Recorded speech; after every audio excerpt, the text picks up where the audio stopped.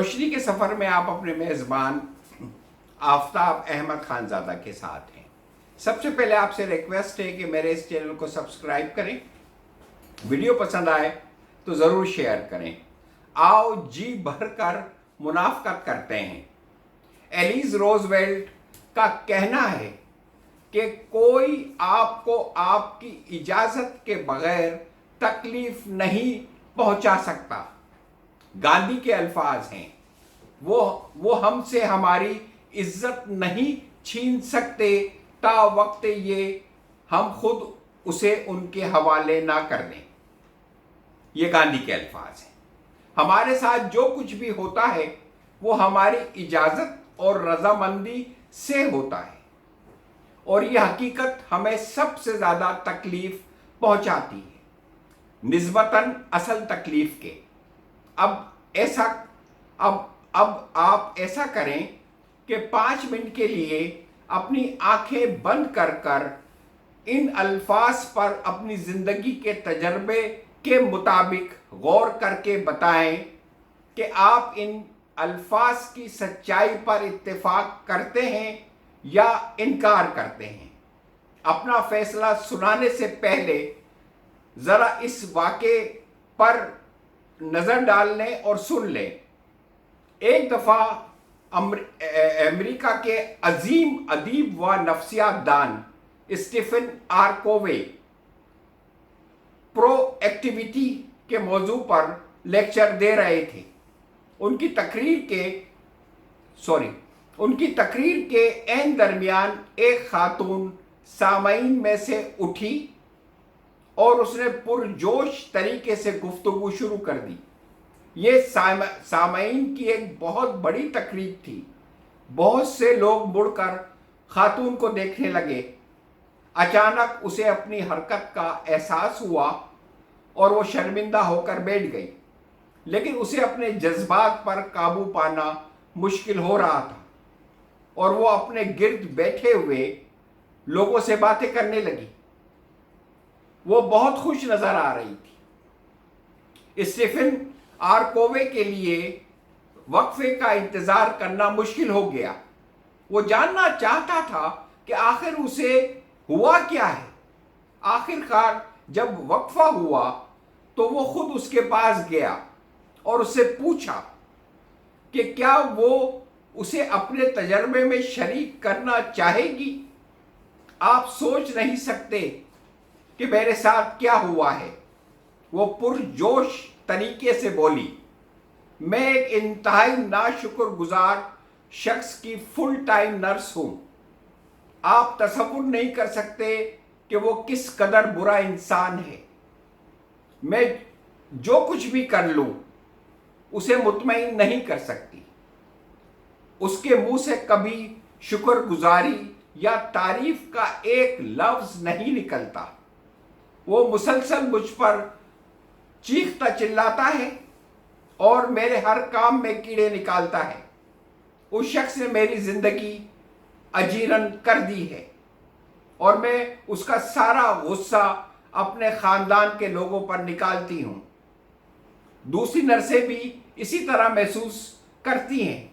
ہم ایک طرح سے اس کے مرنے کی دعائیں کرتی ہیں، اور تمہاری یہ جرت کہ وہاں کھڑے ہو کر یہ کہہ رہے ہو کہ مجھے کوئی چیز تکلیف نہیں پہنچا سکتی جب تک کہ میں خود کسی کو اپنی رضامندی نہ دے دوں کہ وہ مجھے تکلیف پہنچائے، اور یہ کہ میں خود اپنی مرضی سے اس جذباتی زندگی میں نے چنی ہے۔ بہرحال میرے لیے کسی بھی صورت تمہاری اس دلیل کو ماننا ممکن نہیں تھا، لیکن میں اس کے بارے میں مستقل سوچتی رہی اور میں حقیقتاً اپنے اندر گھس گئی، اور میں نے خود سے کہا، کیا میرے اندر یہ طاقت ہے کہ میں اپنا رد عمل خود طے کر سکوں؟ جب مجھے یہ احساس ہو گیا کہ ہاں میرے اندر یہ طاقت ہے، جب میں نے یہ کڑوی گولی نگل لی اور مجھے یہ محسوس ہونے لگا کہ واقعی میں نے خود اپنے لیے اس افسردہ زندگی کو چنا ہے، تو پھر مجھ پر یہ بھی کھلنے لگا کہ میں اس حال میں نہ رہنا بھی چن سکتی ہوں۔ اسی لمحے میں اٹھ کھڑی ہوئی۔ مجھے یوں لگا جیسے میں موت کی ایک لمبی قید سے باہر آ گئی ہوں۔ میں چیخ چیخ کر دنیا کو بتانا چاہتی تھی کہ میں آزاد ہوں، مجھے قید سے رہائی مل گئی ہے، اب کوئی شخص میرے ساتھ برا سلوک نہیں کرے گا۔ یہ اس خاتون کے الفاظ تھے جو انہوں نے اسٹیفن آر کووے سے کہے۔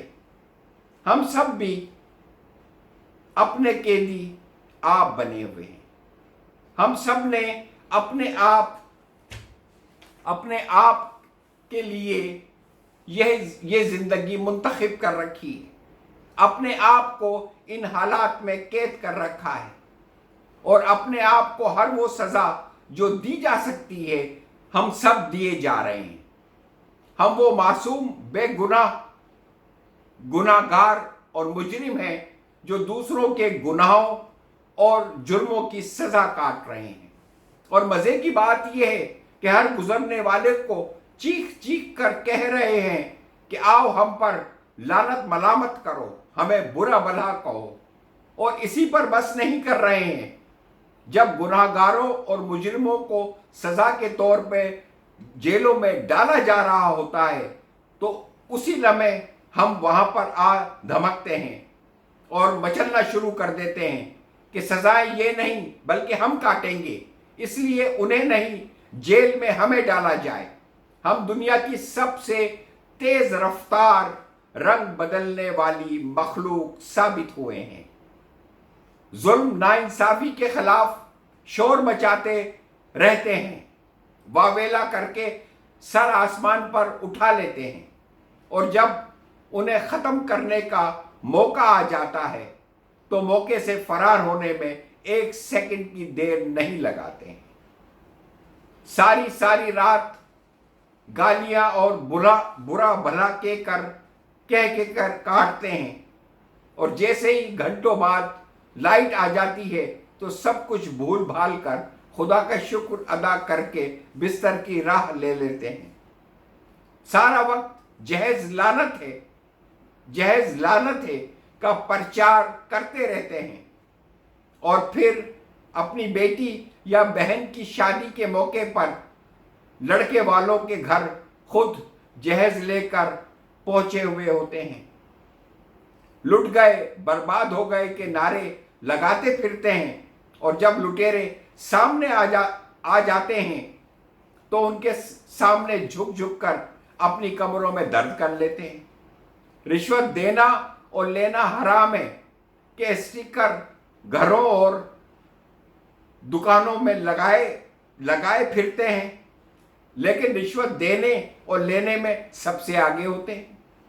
دوسرے لوگوں کو اخلاقی اور سماجی برائیوں پر بڑے بڑے بھاشن دیتے پھرتے ہیں، اور جہاں خوبصورت لڑکی نظر آ جائے تو اسے ترچھی نگاہوں سے اس کے گھر پہنچا کر ہی دم لیتے ہیں، اور اگر نظروں سے کچھ ہو سکتا ہوتا تو نہ جانے کب کے کیا کچھ کر چکے ہوتے۔ اپنی خواتین کو خلائی مخلوق بنائے پھرتے ہیں، اور دوسروں کی تاکہ جاکی کا شوق دل میں بسائے گھومتے پھرتے رہتے ہیں۔ ملاوٹ پر بڑی بڑی حدیثیں سناتے پھرتے ہیں، اور پھر جیسے ہی خود کو موقع ملتا ہے اور تو ملاوٹ کرنے میں ایک منٹ کی دیر نہیں لگاتے ہیں۔ یہودیوں اور عیسائیوں کو جی بھر کر برا بھلا کہتے پھرتے ہیں، لیکن اکیلے میں اپنی ہر دعا میں ان کے ملکوں میں بما اہل خانہ جا کر بسنے کی دعائیں مانگتے پھرتے ہیں۔ منافقت، حسد، رواداری پر گھنٹوں بولتے رہتے ہیں، لیکن اپنے علاوہ کسی اور کو برداشت کرنے کے لیے کبھی نہیں تیار ہوتے ہیں۔ لالچ کے ازلی دشمن بنے بنے پھرتے ہیں، لیکن جہاں کوئی اچھی چیز دیکھتے ہیں تو رال بہنا شروع ہو جاتی ہے۔ اس زندگی کا انتخاب ہم نے خود کیا ہے، اس لیے اگر کوئی خود تکلیف کے عذاب میں رہنا اور مبتلا رہنا چاہے تو پھر کوئی اور دوسرا اس کے لیے کیا کر سکتا ہے، ماں سوائے یہ کہنے کے کہ لگے رہو منا بھائی، مست رہو منا بھائی۔ اب آپ روز ویلٹ اور گاندھی کے الفاظ کی سچائی پر اتفاق کریں یا انکار کریں، دونوں صورتوں میں کچھ بھی بدلنے والا نہیں ہے۔ اس لیے چھوڑیں بیکار کی باتیں، آؤ جی بھر بھر کے منافقت کرتے ہیں۔ خدا حافظ، اپنا اور اپنے پیاروں کا بہت خیال رکھیے۔